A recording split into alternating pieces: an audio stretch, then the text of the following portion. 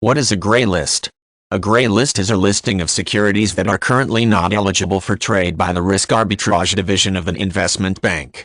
Inclusion on this list does not mean there is anything inherently wrong with these securities. In some instances, the basis for inclusion on the list has to do with the fact that the firms issuing the shares of stock are already working with the bank in some sort of merger or acquisition situation. Once those matters are fully settled, the securities may be removed from the list, allowing the bank to actively trade the shares.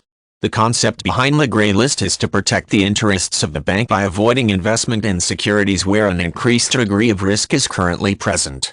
In the case of a merger or acquisition, the outcome of these proceedings will have some type of effect on the value of the shares issued by each company involved in the business deal. While that effect is often positive, it can also result in a downturn in the value of the stock issues. Until the acquisition or merger is completed and the impact is determined, the stocks will remain on the gray list. Investment banks do not make the specifics of a gray list available to the general public. The document is strictly used for internal purposes. This is because firms currently on the list are working with the bank in some capacity, and the details of those business arrangements are considered confidential. For this reason, no one is aware of who is currently on the list other than the individual company and employees of the bank who are directly involved in the risk arbitrage division or are authorized to have access to the gray list as part of their ongoing work responsibilities.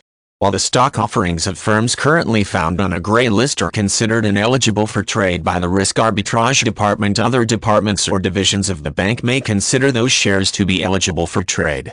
For example, the block trading desk at the investment bank may have no problem conducting transactions that involve those shares. This apparent contradiction in the bank's stance is explained by what is referred to as a Chinese wall. This is essentially a division that occurs due to the confidential nature of each department's interaction with bank customers. Block trading desks are not likely to be aware of the impending merger or acquisition and will treat the shares issued by the client firm in the same manner as any other shares issued by other bank clients.